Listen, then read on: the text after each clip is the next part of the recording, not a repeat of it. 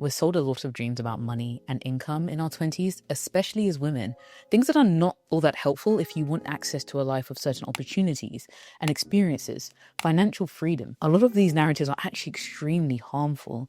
And as someone who's in their late 20s now and who's navigated their career in corporate and engineering, but also other forms of income that come with the following that I've built, right? My brand deals, businesses that I have started building and continue to build. I want to share some of those harmful beliefs and things that could be holding you back in a way that at times they've held me back. And so I'm going to draw on lessons from both my own experiences, but also from interacting with people who are wealthier than me, right? People who have been in the game for a while, in business, in corporate, but also women who have been building their lives beyond, like I said, that kind of standard, the norm. So let's just get into it. So the first harmful belief is this idea that you're going to be paid fairly based on your value in all situations. Unfortunately, that is just not the case, right? What you're actually typically paid for is how well you can communicate your value and your ability to stand on that, stand on business, right? Because you may have all these skills, all these experiences, all these things that you can bring to the table, your degree, right? You're working with all of these clients. But if you aren't able to clearly articulate that value in corporate settings, when you're working with clients, it doesn't matter. Because if they don't understand the value that you bring, all of that worth and inherent value that you have and how it's going to impact them, it doesn't matter. Because if there is no clarity there, then how can I actually pay you? Not knowing you. Assume that you just walked into my office for an interview. I'm going to pay you based on what you communicate and articulate in this situation here. But there's a second component to this, which is when you do know your value, based on all of those experiences, based on your ability to articulate your knowledge of the market that you sit in and your unique placement, you have to be willing to stand on business, right? You have to be willing to not just take the first offer that is made or not be willing to be lowballed every time that you say, this is my price. This is like how much I charge an hour of per project. If you're not able to stand on that, people again will push back and keep pushing you back to the point where you're no longer being paid for what you're worth and your value. Now, this is especially important if you are navigating corporate spaces. Let's say, for example, you've gone through an interview process and you've been made an offer. You almost never want to take the first offer that is put in front of you. The likelihood that that is reflective of the value that you're about to bring to a company is very, very low.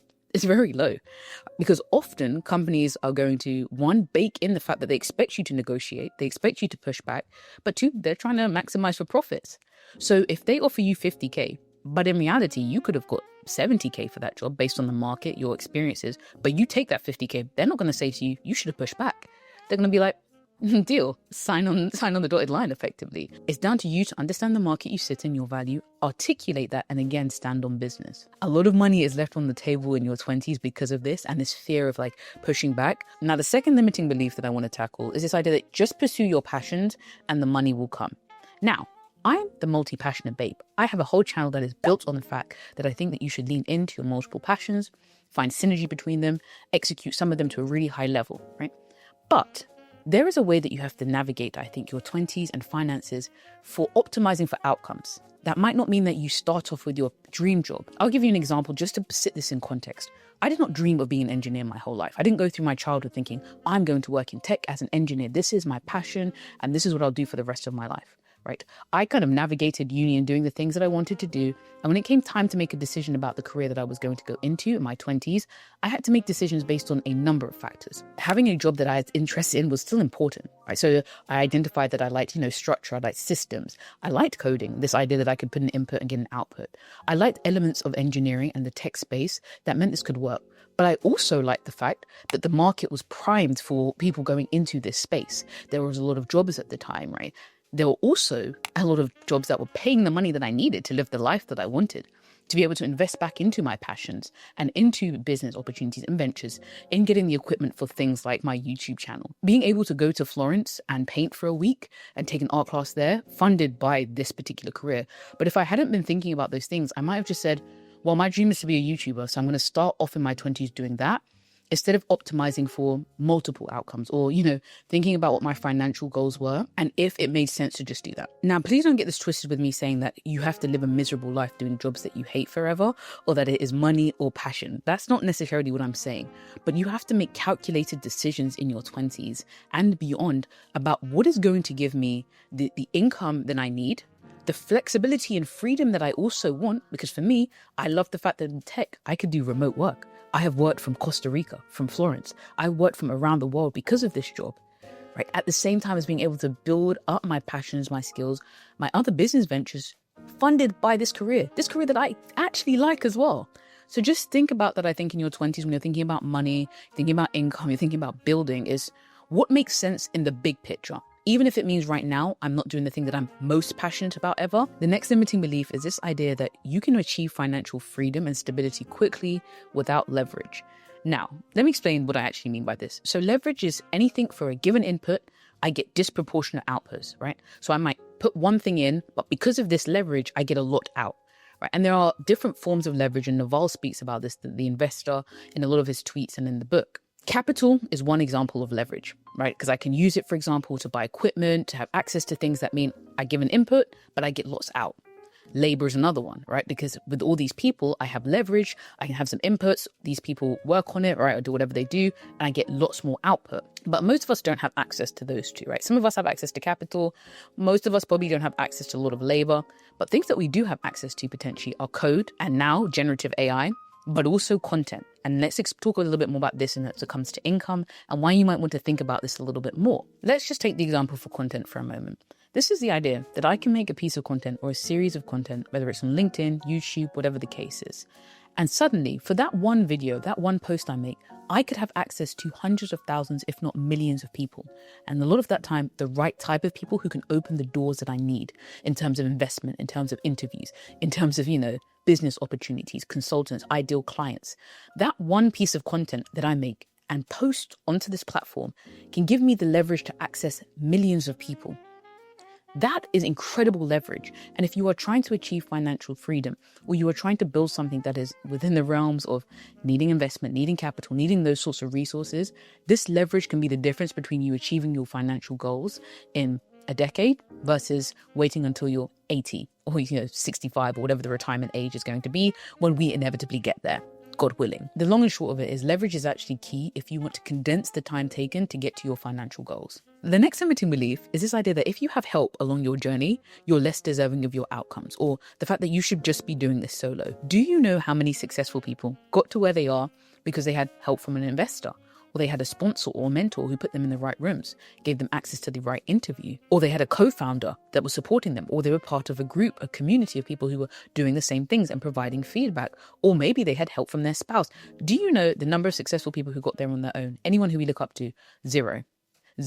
Nobody got to a successful place where all of us look up to financially or in any other sense without help along the way from somebody else. And the glamorization of this lone wolf narrative is very harmful, especially if you're in your 20s and especially if you're a woman in your 20s. But don't get me wrong, in the beginning, there will be a lot of solo work, a lot of you just building up yourself in terms of your skills and experiences, or perhaps your business idea, or perhaps it's your platforms and your content. There will be an element of solo work and building things up.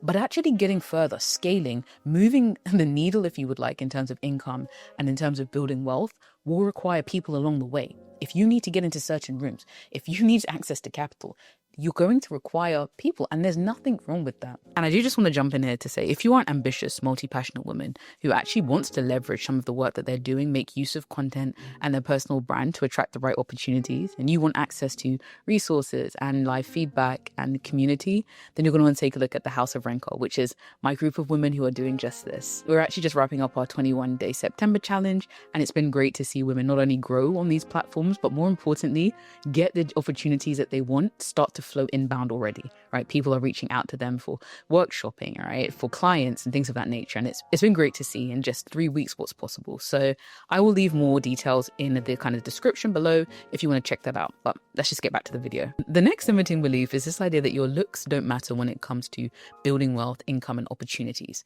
If somebody tells you this, I fear they may actually be your op.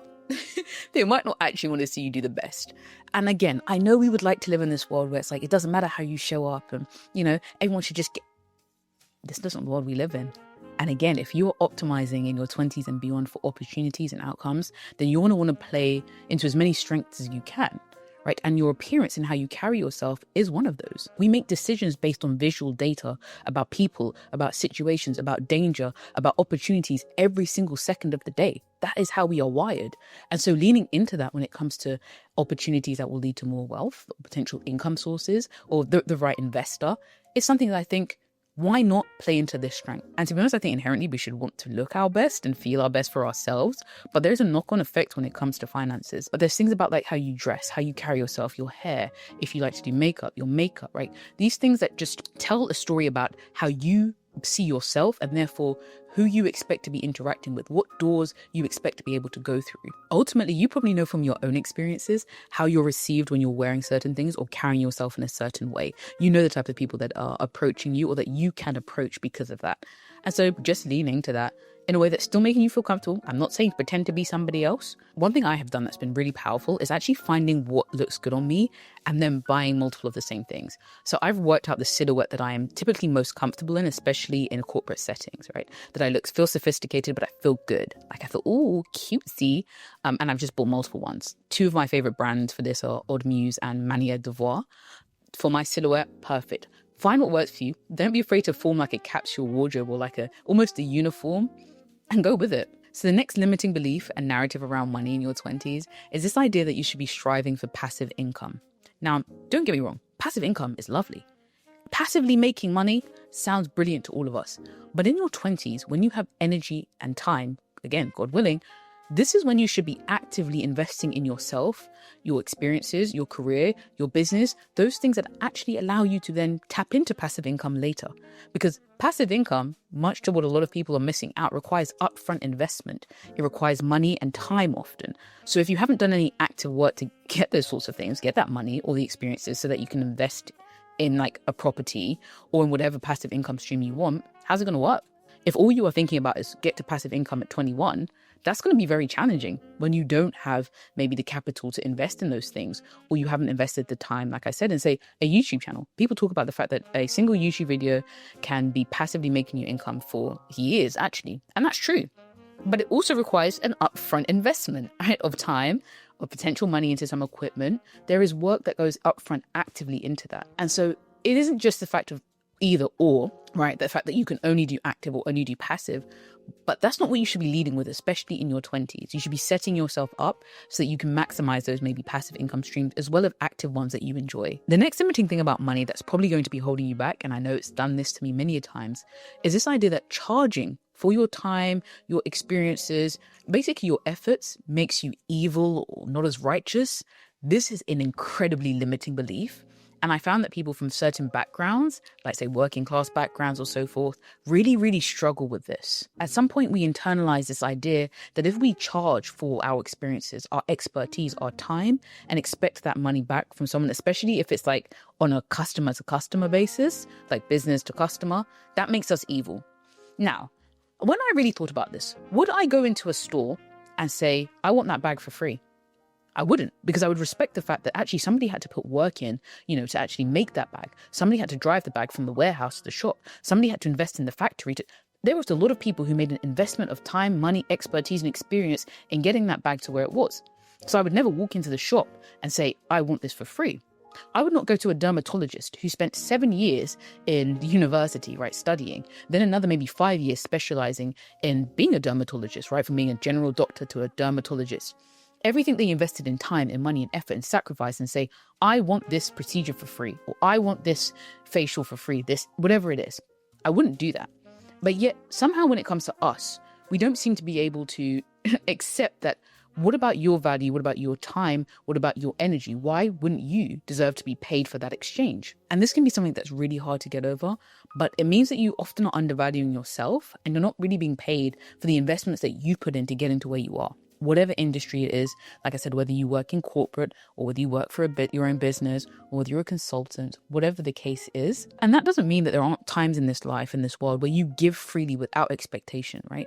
From the goodness of your heart or from the desire to help others in different levels of their life. But that being said, that does not mean that you, in that exchange or in that desire, exploit yourself so that all you are doing is ever giving and never actually getting back on your investments either. There's a balance to be had. The next limiting belief is actually around this idea that hyper-specialization is the key to income generation and the only key to income generation. Now, don't get me wrong. It is important that you have key in-demand skills or you're able to provide a transformation for somebody that is well-defined. Right? There's no way of getting around that if you want to make money and build wealth. It needs to be clear that I can do this and get you this result. Or I can give you this and give you this experience, right? However, Actually, what's packaged up in those skills and experiences may mean that you're drawing from multiple passions and skills to actually bring something unique to the market, right? Something unique to the industry that you're in, whether it's marketing, whether it's in tech, whether it's in, fitness, whatever the case is. That actually, whilst specialization and being known for something is important to an extent, being able to infuse your own unique skills, experiences, passions is what can set you apart and actually be the difference between you making some real money and just blending in with everyone else and then getting everyone else's outcomes, right? And so I think it's really important, and that's just why I talk about these multiple passions and skills, but also becoming proficient at things and finding really important synergies between your passions and skills, because that, like I said, can actually be the thing that leads you to income generation at the level that you want to get the experiences, the opportunities, the life that you crave. And the final point I want to make, and this is especially talking now to women in their 20s, is this idea that if you are pursuing financial stability and freedom in your 20s, right, whether you're single or, you're unmarried, that somehow means that you do not want or deserve more traditional structures like a marriage or a family, right? Somehow, and especially in certain pockets of the internet, this is taking like a grip or a hold on people, as though being resourceful and wanting to build stability within your own life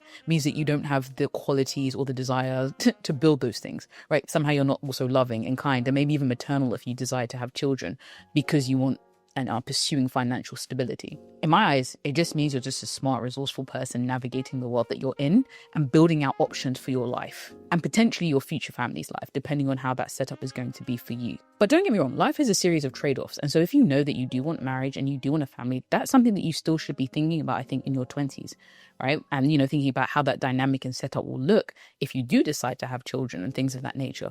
But the point I'm making is that when you're in your 20s, like the fact that you are pursuing stability for yourself and for your future, don't ever think that negates you from wanting and being deserving of those other things, as long as you're working on yourself across the board. And so that's it. That's what I wanted to talk about in this video. I actually came up and decided I wanted to do this video when I was in the nail shop to get my French tips done. But I'm glad we've had this kind of conversation, I guess. So I think it's a really important one. I will leave in the description more information about the community. If you want to sign up to my newsletter, that'll be there as well. But otherwise, I'll see you in the next video.